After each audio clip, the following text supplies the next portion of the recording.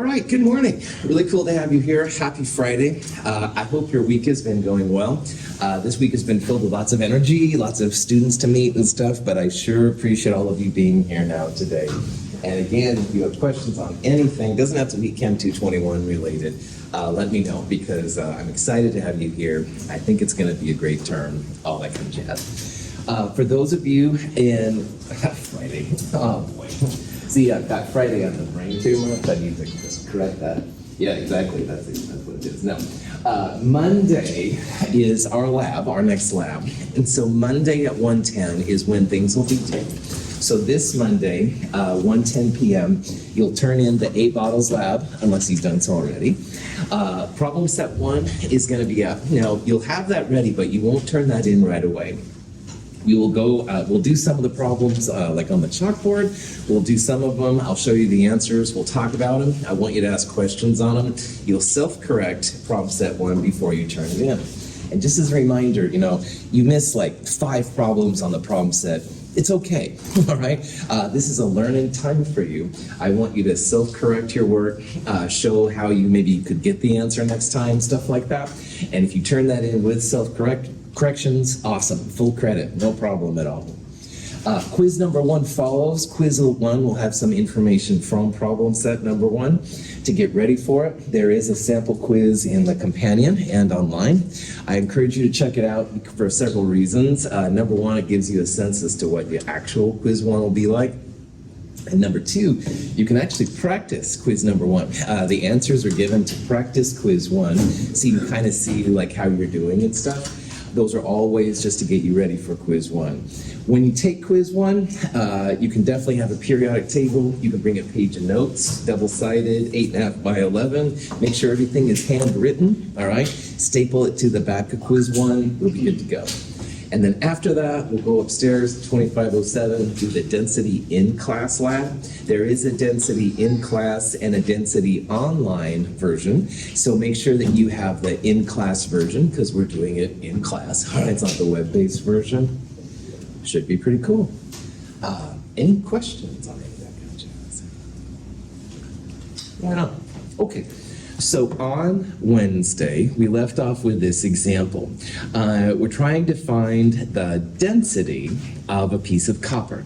Now, density is a real cool tool for scientists. Someone brings you a couple of pieces of goldish material. Possibly it's copper, possibly it's bronze. All right, there's a couple different kind of things that have kind of a goldish kind of appeal to them. So density is one way that scientists use to separate them out. Pure copper has a certain density that's different from bronze and gold or any of these kind of things. Density always has mass per volume units. So in this case, which is the normal way for chemistry, it's grams per centimeter cube. Grams is the unit of mass, like how much you weigh, if you will. Volume is 3-dimensional space. This one is length times width times height. Centimeters times centimeters times centimeters is what a centimeter cubed is all about. Sometimes we'll use milliliters, and that's fine too. A centimeter cubed is equal to a milliliter. So in case one of you gets bored and doesn't want to use grams per centimeter cubed, and you put an answer of grams per milliliter, that's totally fine. It's up to you. This is a conversion unit, a lot like the 4 quarters per dollar I talked about on Monday. And you can convert instead of quarters to dollars, dollars to quarters. In this sense, you can turn mass into volume or volume into mass. And we'll talk about that here in a little bit. So in this problem, what we did is we first turned the millimeters. This thing had centimeters, centimeters, and millimeters dimensions. We turned the millimeters into centimeters, 10 millimeters per centimeter. We then multiplied all the centimeters together. And again, a centimeter times a centimeter times a centimeter, that's what a centimeter cubed is. So in this case, it came out to be 6.4. I'll talk about why I'm not using the calculator version in a little bit, so bear with me on that one. And then finally, the density itself, the mass in grams over the volume, in this case in centimeters cubed, you end up with this number right here, and that's the density of copper. All right? Any questions on that? Okay. When you're measuring things in the lab, and we'll do this next week, the mass part is usually pretty easy. We've got a little scale, you put it on, it's kind of like a bathroom scale, but this is a chemist scale, all right? And it measures out grams and stuff like that. It's pretty chill. The volume can be kind of tricky though. So there's something called the Archimedes principle. And this problem right here is a great example of how this works out. Now in the Archimedes principle, you start with so much water at a known volume, and you add the piece of metal to the water, usually water. And what you can see what happens here, initially there was 10 centimeters cubed of water, which is like 10 milliliters. And once we added the metal in, it was 22.3 centimeters cubed. Archimedes was the first person to discover this, that an object is displaced by the amount of volume it takes up. So what this means, if this was the initial volume and the final volume, the volume of the metal would be 22.3 minus 10, or 12.3 centimeters cubed. And this is a really nice way to figure out what the volume is. So in this problem, we've got a piece of metal, 33.2 grams. We place it in 10 centimeters cubed, or 10 milliliters of water, and you can see what happens. The water goes up to 22.3. We can use this information to find the identity of the metal. Now, we're not going to automatically get out if it's copper or aluminum, something like that, but what we can, of course, calculate is the density first. So in this problem, what you can do is take the mass, 33.2, and divide by the volume that the metal takes up. So that would be 22.3 minus 10.0. The piece of metal would take up 12.3 centimeters cubed. And when you do this, you end up then with a density that's 2.70 grams per centimeter cubed. And 2.70, if you look at this, is closest to this one right here, E. So it must be aluminum. Woo-hoo. Supposedly Archimedes was in the bathtub. The king of his area had said, you better find a way to find if it's fake gold or real gold. And supposedly he realized that, aha, I'm putting myself in the bathtub, the water goes up. So the Archimedes volume, if you will, is how much the water is displaced, so he could measure it. By the way, it was really, if you happen to see the Indiana Jones movie that just came out, and he went back and visited, I won't give away too much if you want to see this movie one day, but anyway, he went back and visited one of these people, and that was Archimedes. I was like, whoa, but anyway, all right, prophet nerdiness, hat back on. Anyway, the Archimedes principle then is something that chemists will use a lot to figure out what's going on. Questions on that? Yeah. How would you rate that movie?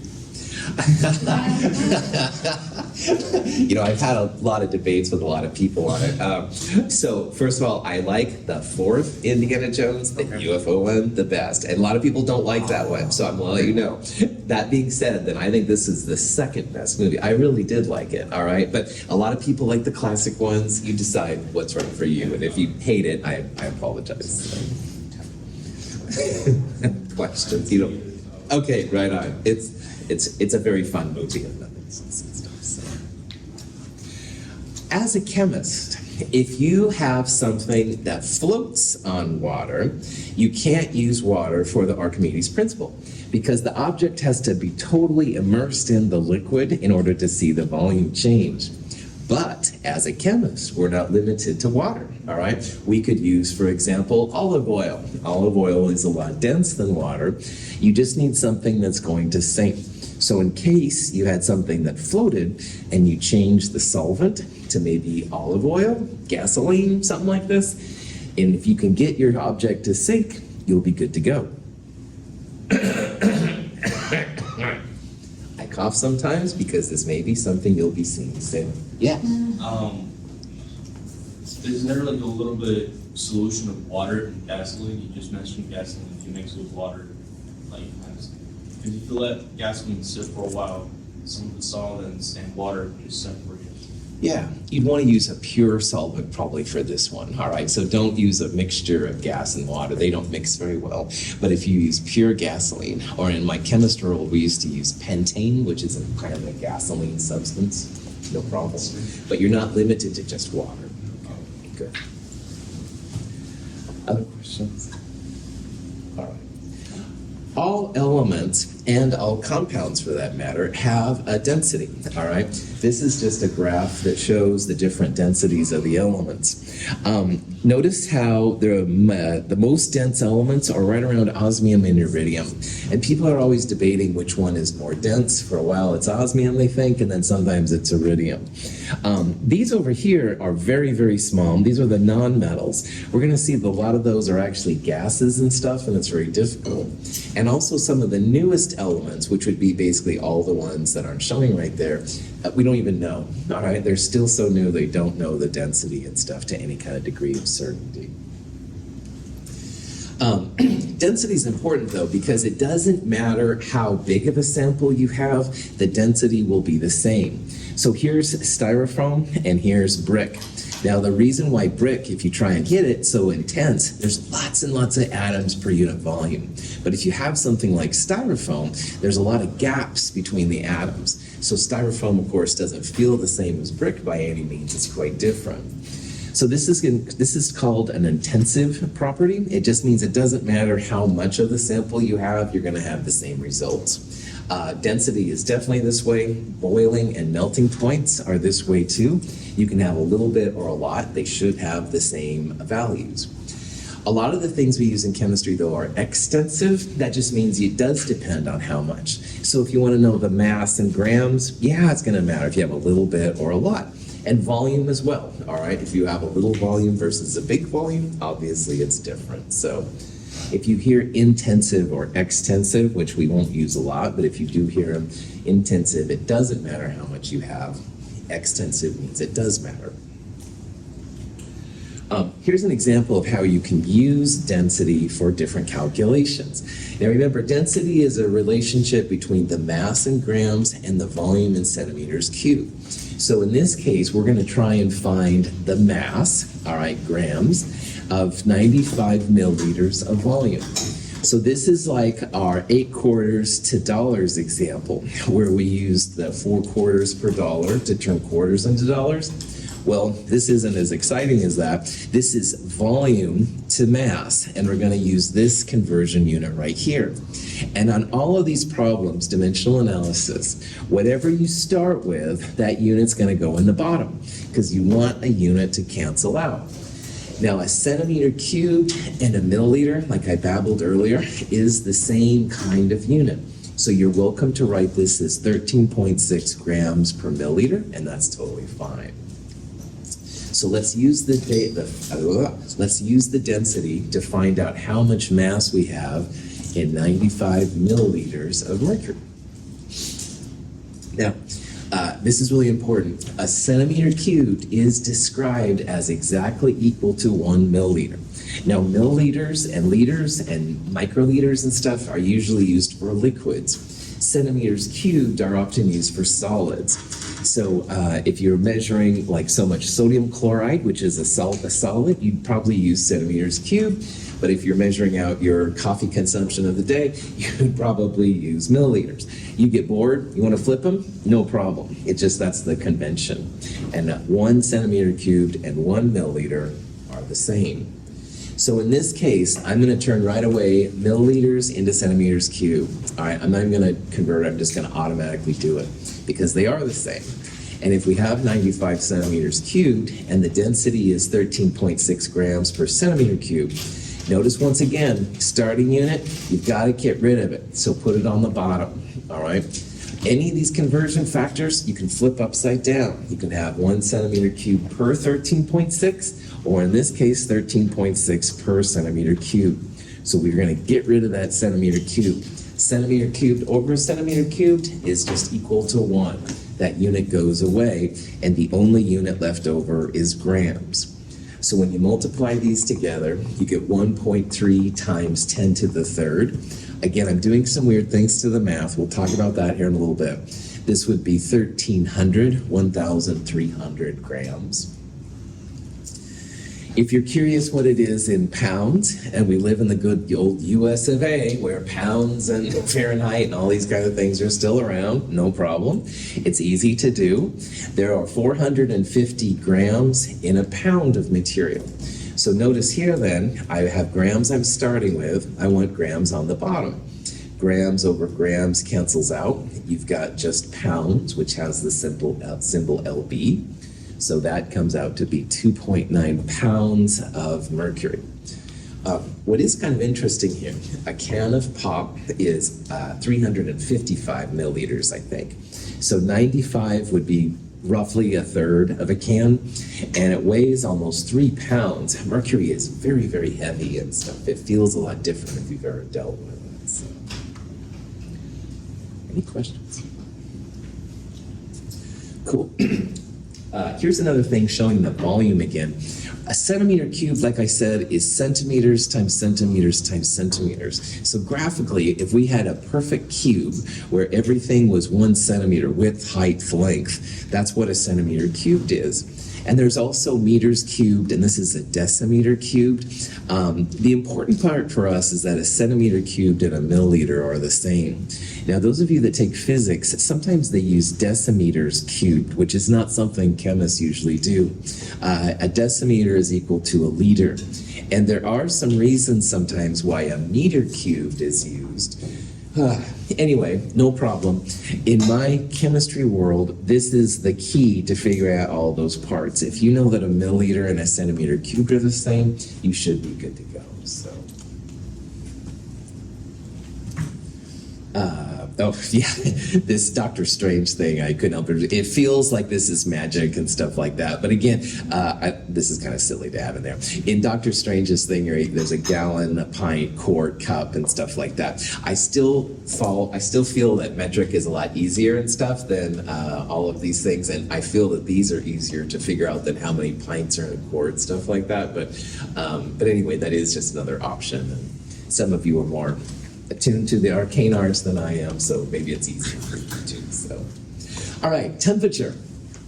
Fahrenheit, Celsius, and Kelvin are the 3 scales I want to talk about. Now, again, in chemistry, in the lab, and in calculations, Celsius and Kelvin are the only ones we're going to use.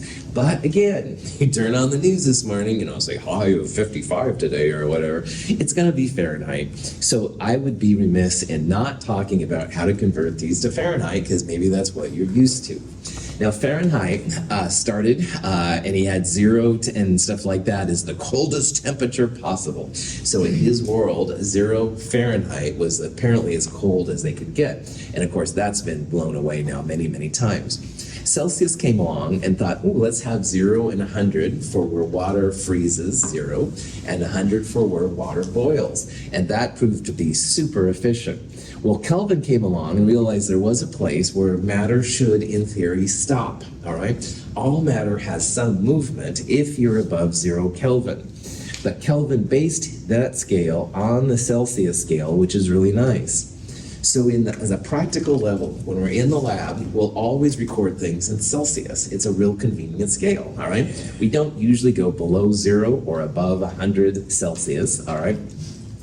But when you calculate, it's super cool to have Kelvin, because Kelvin values are almost always positive. They will be positive in our class. And for calculations, that's super important, all right? Fahrenheit, though, you've got to know once in a while how to go just so you make sense of the world around you, all right? But it's not a scale that we will use very often. There's a Kelvin version of Fahrenheit, Radke or something like that, but we're not even going to use that, so. These show the different temperatures at which water freezes and water boils, all right? And again, Fahrenheit at the time thought that 0 Fahrenheit was as cold as you could get. Well, that was cool for the time, but anyway, it wasn't very efficient. So 32 Fahrenheit is where water freezes, and 212 is where water boils. So there's a difference of 180 degrees between them. I wanted to point this out because in Celsius and Kelvin, the numbers are different. So 273.15 is where water freezes in Kelvin, and 373.15 for Kelvin. But notice how the difference between these are the same, and that's going to be super helpful to us. Sometimes if you have a change in temperature in Celsius, that will be equal to the change in temperature in Kelvin. And we'll talk about that more in chapter 5, but it is really, really helpful. Fahrenheit, again, doesn't have that same change in temperature, so it's a whole different kind of ball game if you're going to use Fahrenheit. So,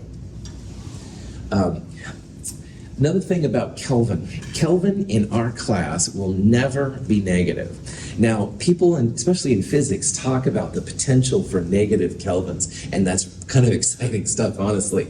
But in my chemistry world, where matter is matter, we won't have temperatures under 0 Kelvin. So if you ever calculate a negative Kelvin, you may want to relook at that calculation, because Kelvin should be positive. Celsius, though, can be positive or negative, all right? So it is possible to have a Celsius temperature, absolutely, that's negative. But Fahrenheit goes all over the place too and stuff. If you really want to be cool, Kelvin officially isn't a degree.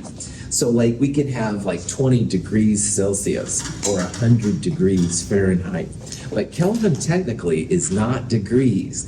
And people in photography are always talking about temperatures of photography, the light that comes down, and they're always saying, oh, so many degrees Kelvin. Astronomers do this too, it's not just photographers. Oh, it drives me crazy on one level, but I try not to let my anal retentiveness affect it. So officially, all right, you don't use degrees with Kelvin. All right, Kelvin is just the letter, no degree symbol.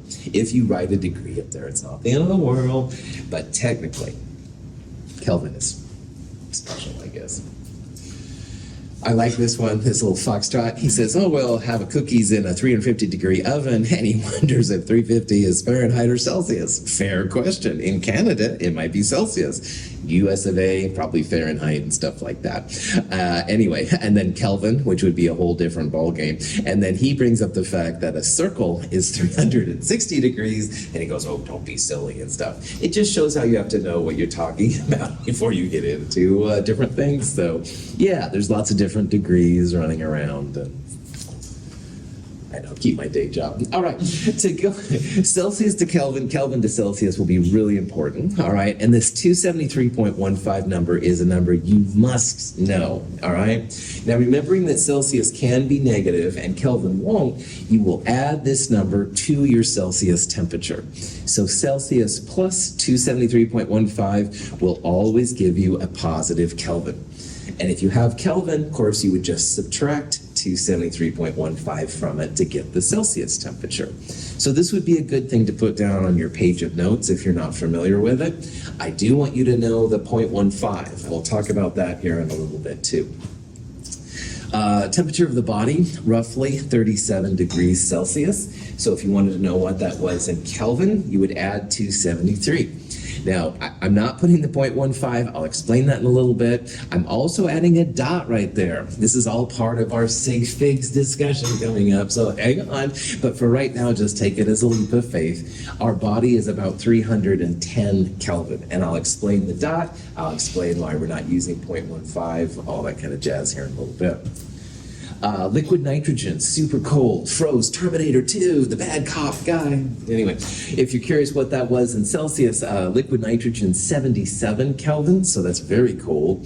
Turn it into Celsius, minus 196 degrees Celsius. So again, Celsius can definitely be negative. The lowest a Celsius temperature could go would be, in theory, a minus 273.15 in chemistry.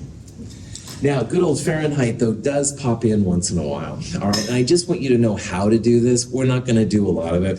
I don't plan on asking you any quiz or exam questions of it, but you've got to know how to convert what you hear in the real world to what you hear in chemistry. So what I usually do when I need to go to Fahrenheit is I make sure things are in Celsius first. And if you have the Celsius temperature, which is this T degrees Celsius thing, you multiply it by 9/5, which is 1.8, sometimes you see it that way, and add 32 to it. That gets you the Fahrenheit. Conversely, if you want to go Fahrenheit to Celsius, you subtract 32 from the Fahrenheit temperature, and you divide by 9/5, or 1.8. It's pretty chill. Liquid helium, one of the coldest substances known, 4.2 Kelvin. This is getting right down there to that 0 Kelvin limit that I talked about. It's very, very cold. But anyway, in Celsius, you would subtract 273.19. I'm doing weird things with the numbers. I'll talk about that. Minus 269.0 Celsius. And if you want to know what that is in Fahrenheit, multiply that Celsius, which is the T Celsius, by 9/5 or 1.8. Add 32 minus 452.1 Fahrenheit. That is freaking cold. I have to keep my class G rated, so I'll use freaking, but you get the idea. Any questions? I've also, I don't know if you want to use this, but I've also used, to calculate, 5/9 over, 5/9 of, the Fahrenheit temperature plus, I don't know, minus 32 equals, so does that still work? Yeah, you take the Fahrenheit, you would subtract, let's look up here. You take the Fahrenheit and subtract the 32 first. And then that whole quantity you would divide by 9/5, or in fractions, you could flip them upside down. So you could also multiply that whole quantity by 5/9. Either way is cool. That's a good question. Good question. Okay. So here are three temperatures that are all found on the Earth: 29 Celsius, 45 degrees Fahrenheit, and 256 Kelvin. All right, notice they're all three of them. And the answer, the question here is place them in order of increasing temperature. All right, so what I would do on a problem like this is I would get them all in the same kind of unit. And it's definitely going to be easiest to change Fahrenheit and Kelvin to Celsius, and then you can compare them that way. If you wanted to turn them all to Fahrenheit, all right, well, no problem. Celsius to Fahrenheit wouldn't be a big deal, but you'd have to go through 2 steps to turn Kelvin to Fahrenheit. Like I would go Kelvin to Celsius first and then Fahrenheit. So I recommend using the central one, which is Celsius. If you do this, you can, 29 Celsius is actually not the coldest, it's actually the warmest. 45 Fahrenheit, remember 32 Fahrenheit is freezing. So what you could do then is convert Fahrenheit over, and it comes out, it's above freezing, but it's not that warm. And 273 Kelvin is where water will freeze, and this is below that. So that's actually the lowest one. Cool. Questions? When it comes to measurements, all right, there are 2 types of measurements that all scientists at least think about and oftentimes make. One of them is qualitative, the quality of what you're looking at. And that'll be things like the color. Will it be a solid or a liquid? Maybe it flows easy, maybe it flows hard, maybe it reacts with certain things. But qualitative usually doesn't involve any types of units, all right? You're just looking at what the substance looks like. A lot of times, though, in chemistry especially, we worry about quantitative measurements, and that's where you have how much and what kind of things you have. So, for example, if you had water, it'd be nice to know if you have 3 milliliters or 3 liters of water, all right? Big difference in those. It'd also be nice to know if it was liters or grams, things like that. So when people make measurements with things, you can imagine that in the history of science, there's all kinds of units. We've already seen, like, for temperature, Fahrenheit, and Celsius, and Kelvin, and all these kind of things. So some scientists sat down in a French group, and they created what's called the Système International. It's in French. It sounds cooler than I just said it. But most scientists just say SI units. And they're like the standard at which people then will use. So hopefully then scientists in Paris and scientists in Tokyo and all these kind of places will be able to talk about their results with each other with a common kind of unit. So SI units are very helpful, and we'll talk about as we go through this course. The meter is the SI unit for length. Kilogram is for mass, and seconds are the standard and stuff for time. And it's not that you have to follow SI units all the time, but if you're going to a place where, another country especially, where things are different, it might be super helpful then to convert all of your results into SI units so that people can talk about them in the same way. Also, another thing about measurements is that you have to think about how accurate your measurements are and how precise your measurements are. Now, this is a really interesting concept, and to explain it, I'm going to use a dartboard, all right? And let's say that after class, you're like, woohoo, first week done of Chem 221, and you go and you start playing darts at your local root beer establishment. Just say no, kids. Whatever kind of drink you wish to participate in, you start drinking that root beer, all right? You're feeling good. So you come in, stuff like that, and you're a good dart player, and you throw the darts, bam, bam, bam. Sound effects not necessary. Now in darts, ideally, you want to be in the central part right there. You get the most points and stuff like that, and your first 3 throws are beautiful. Now, accuracy, we're going to claim, means you're right on that blue dot. And you're right on that blue dot. That's super accurate. That's good. Also, though, your 3 darts are very close to each other. So that means you have really good precision, all right? Precision means that your measurements are close, and usually that means you're paying attention, your equipment is pretty good. In this case, you haven't had a lot of that root beer yet, so you've really got good control over your darts, you're sending them over to each other, good to go. Accurate and precise is what chemists usually want to have. However, then you start having a few more root beers, and you're feeling good and stuff like that. So like, oh yeah, I'm going to do this again. Oops. That sugar is starting to get in your bloodstream a little bit more. So now you're a ways away from the blue spot, all right? Your measurements, though, your darts are still really close to each other. This at least shows that you have good precision, all right? You weren't paying attention. You're a little jittery and stuff, so you weren't hitting that blue dot anymore, but at least your throws were all really good. So in the chemistry world, this is good, all right? This is at least showing that you have good control over your measurements, all right? Yeah, not very accurate, but you were paying attention. Precision is usually about paying attention to things. Oh, it can be bad equipment and stuff too. Now, in the real world, because these aren't very close to here, yeah, maybe you've got something that hasn't been like calibrated well, or maybe the apparatus you're using, there's something wrong with it. But precision is something that you want to strive for as well. Accuracy is always the desired thing, but precision at least means that you're kind of like paying attention. Do you have a question? Yeah, so if precision is like consistency and multiple results, Right. what is accuracy in terms of like a chemistry experiment? Especially if we're trying to learn about something, so we don't have an expectation for measurement. Totally right. Oftentimes in chemistry, you'll have multiple approaches to the same problem. And if all approaches to the problem are giving the same result, that usually means accuracy. Now, honestly, at our level, all right, we're going to do things that are well known and have been established, so someone has figured out what they were. But wow, if you're the first person to measure something, you've got to be really careful of this because no one has studied it, right? And when I made my brand new compounds in graduate school, yeah, nobody else had looked at these either. And I had to check and double check. And so I was using multiple approaches to at least have a high level of confidence that my accuracy was high. Excellent question. For our level, all right, there will be some kind of outside of class known value of accuracy.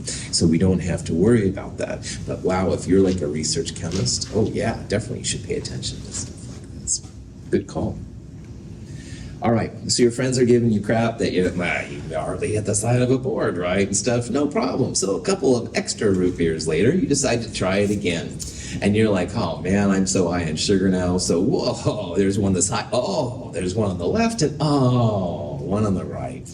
Now, this thing now doesn't have accuracy. You want it in the blue area, and obviously you weren't accurate. But this one isn't precise either. You didn't have very good control. You're kind of starting to shake too much from your root beer and stuff like that. So why I bring this silly thing up is, first of all, you should definitely be careful if you're sitting next to a dartboard at a root beer place. But seriously, you should also think about, as a scientist, hopefully you can at least get good precision, all right? Your measurements are going to be consistent to each other. If they're all over the place, something might be wrong, and that might be something you can control. But the accuracy, as you brought up really nicely, yeah, that's something that sometimes you need to either have an external source of something that's known, or you'll use multiple sources to get the same kind of value.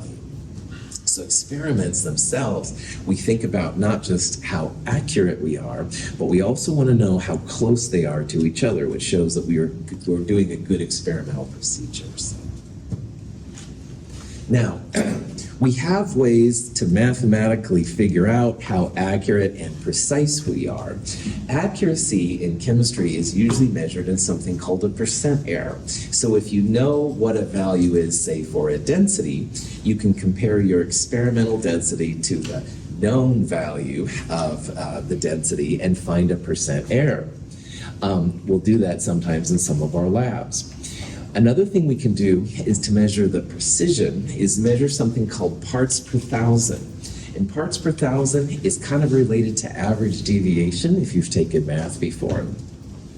Parts per thousand is just a number. The smaller the number, the more precise you are. And we'll do both of these in lab and stuff at different times, to see how this works out. So this one up here would have a very low percent error because it's very accurate.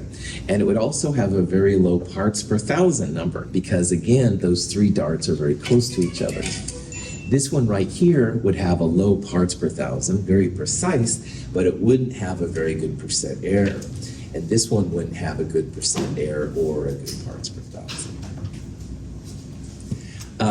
I'm just going to show these. You can look at this later. These are ways that people calculate parts per thousand and percent error.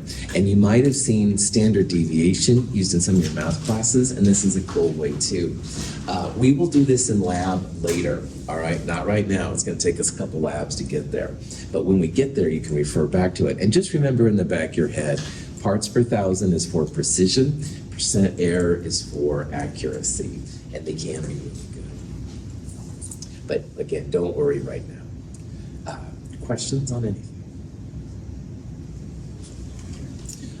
This is also an example, and again, I'm just going to show the results, but when we actually do percent errors and parts per thousand, it can be really helpful. This is an example where we're finding a temperature, and we're going to compare it to a calculation which is known really accurately. On the other hand, based on just our numbers right here, we can find then the parts per thousand, stuff like that. Again, we'll talk about this more in lab. This is something you might want to just remember and come back to when we get there, but we won't do this until 4th or 5th week, I think. What I really want to talk about, though, is unfortunately the most important subject of Chem 221. And I say unfortunately because it's not the most exciting. And it's called parts per thousand. And, thanks for playing, significant figures. Is it Friday yet? Significant figures allow us to rein in our measurements. Calculators are going to give you so many numbers, all right? And that's cool, but we can't always justify all those numbers in there. And it is an example of that. This is from a graduated cylinder. And let's say I wanted you to know how many milliliters this represented. Now, first of all, chemists usually record from the bottom of the meniscus, so like right about there. So we can all see that it's more than 15. So it goes 15, 16, 17, 18, 19, 20. So it's definitely more than 17, but it's less than 18. So the question is, what number do we record, all right? If you called it just 17, that wouldn't be enough, and 18 would be too much.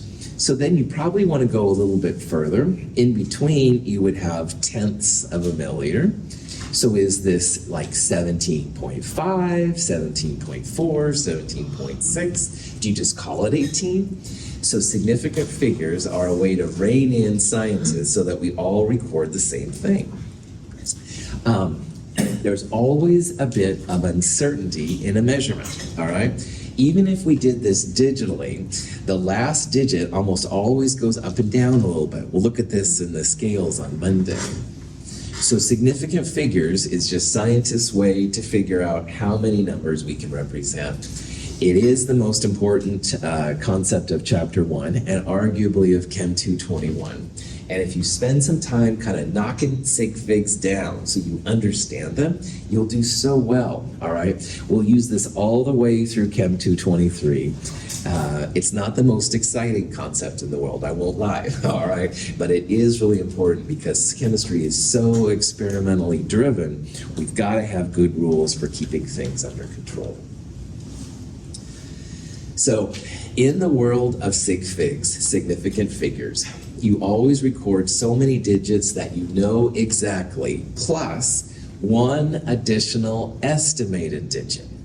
So in that last example, it was more than 17, it was less than 18. So we would call it 17 point something.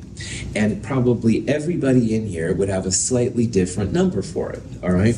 To me, it looked about 17.5, but you might think it's 17.6, something like that.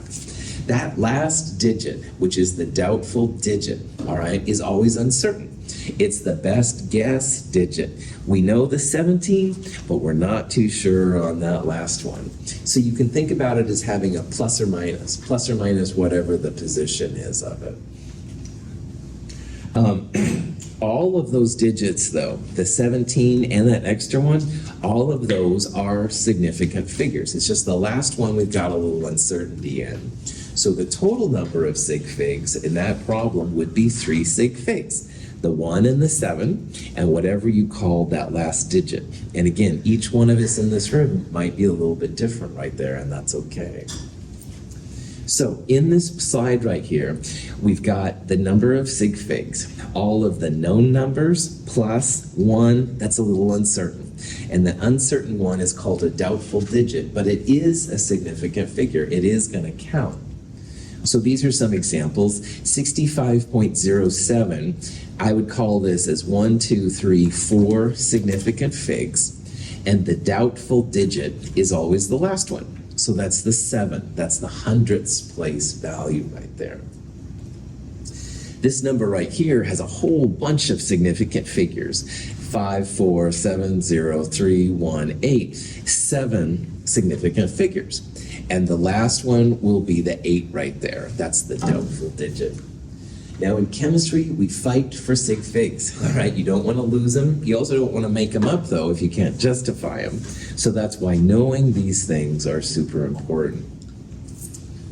Any questions so far? Yeah. Just on the last example, if you were to give it, so is that plus or minus something you would include in these No. All chemists know that the last digit you report is the one that's got the plus or minus, all right? So it's implied in the world of chemistry. Good. And you don't need to record exactly what the plus or minus is. Now, maybe if you're publishing a paper, that might be an exception. But 99% of the time and 100% of the time in here, just know that that last one will be that plus or minus one stuff. But you don't have to report how much it is. Yeah. So are significant figures, are they like context dependent, so like what number you start out with? Yes, exactly. That's right. So for example, right now I'm going to say, oh yeah, there's 40% women in this class. Now I haven't done any measurements. I'm just totally winging it. I'm probably way off. That would be an example of a very low, sig fig value. I could actually count up the total number of people, total number of women, and then figure out a better percentage that way. All right, that would be a more sig fig version. So it kind of depends on the nature of your experiment, what you're using to measure. Are you using a fancy digital caliper, or are you just winging it with a yardstick? Right, and both of those will have different results and stuff that you can record. Excellent. Okay. Zeros are the problem child of significant figures because you could have unlimited zeros, like 69.08. You could have a bunches of zeros to the left. You could have a bunch of zeros to the right of the 8. That's the way of numbers. So zeros are the one thing that makes sig figs kind of funky. So we've got some rules for them, and this is where things get a little crazy. We need to know if a 0 is a meaningful number. Is it significant? Do we count it as a sig fig? Or is it just a placeholder? Like 0, 0, 0, 0, 6, 9. All right, those zeros don't count. And anything in this number past the 8 wouldn't count either. Those are just placeholders where you are on the number line. It's good to know if you have 69 grams or 0.069 grams, for example. So you have to have zeros on the number line. You just need to know which are which. So zeros in the middle of the number, like this one right here, are significant, all right? So 1.0001, all of those zeros count because they're between two non-zero numbers. Zeros in the middle always count. Where the problems come are if the zeros are before or after non-zero numbers. Now in this case, 0.0089, the first zeros there are just placeholders. They tell you where you are on the number line.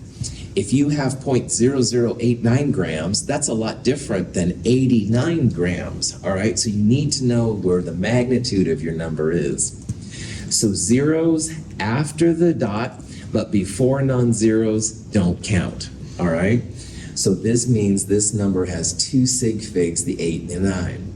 You can also think about this, is that if you can turn this into scientific notation and those initial zeros go away, they're not helping, they're just placeholders. So you could write this 8.9 times 10 to the minus 3, and all those zeros vanish. That's another way to think about it. Those are just placeholders. So zeros at the beginning of a number are not significant, all right? They just tell you where they are on the number line. Now, numbers after a non-digit, it depends where they are. So these zeros are at the end of the number and after the decimal point. And these numbers do count. Now, I like to think in this rule here that chemists are lazy and we don't want to write things. We have better things to do than write out a lot of zeros. So if the chemist is writing out 2.50 or 25.00, there's a reason they put those zeros in there. And that's because they're significant. So 2.50 would be a 3 sig fig number, all right? They actually measured this out at 0. If this zero wasn't significant, then they just call it 2.5. Chemists are lazy. I'll talk about chemists are lazy in this class as we go along. Same thing right here, 25.00, that would be a 4 sig fig number, all right? Because it's a lot easier to just write 25, but this scientist wrote 25.00 for a reason. Okay. If the zeros are after a non-zero, but before the decimal, that's where it gets kind of interesting. 1500 by itself, those zeros don't count, all right? Because again, we need to know if it's 1500 or 15. Then the place on the number line is important. However, sometimes maybe we want this to be 1500 with the zeros count. So the dot is really important for me. And earlier in the temperature one, I showed you a temperature with a dot right there. That means it was a significant number. 1500 without a dot, you can think about it as plus or minus 5, plus or minus 100. So that number would be like 1400 to 1600. A lot more plus or minus. On the other hand, 1500 with a dot, this would be plus or minus 1. So it would be like 1499 to 1501. So look for the dot, all right? It's not an accident if it's in there. And it just shows if you have significant figures or not. Yeah.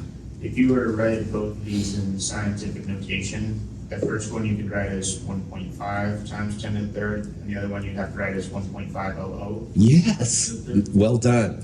And honestly, you've hit on something really cool. Scientific notation is really cool for sig figs because you only put the numbers that are significant.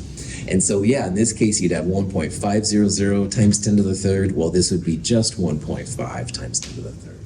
Nice job. Excellent comment.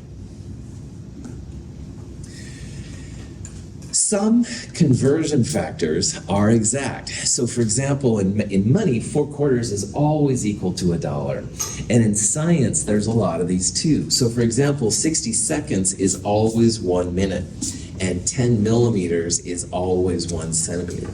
So even though these conversions look like they're 1 sig fig number, they're actually infinite. And what that means is you don't have to worry about sig figs when you do math, which we'll probably have to talk about on Monday because I'm running out of time. Finally, a good place to leave us here is that you really, really, really need to study, practice these a little bit. And there's sample quizzes and answers in the back of the book and all these kind of things to help. But it's a little weird at first. They're totally understandable. I will help you out with things. We're going to see all different variations of these. I love the comment about scientific notation because scientific notation, everything is significant. And we'll talk about how sometimes that's the best way. Yeah. What are all those problems due? So problem set number 1 is due Monday at 1:10. All right. Yeah, and so you can just practice these and stuff on it. So which section is in the website? Excuse me. Which section is it in your problem? So these would be under class resources problem sets and stuff. They'll also be on the front page. And again, if you can't find it, just email me directly and stuff like that. Other questions? Have a wonderful weekend. Thanks for being here. Thank you. Yeah. See you on Monday.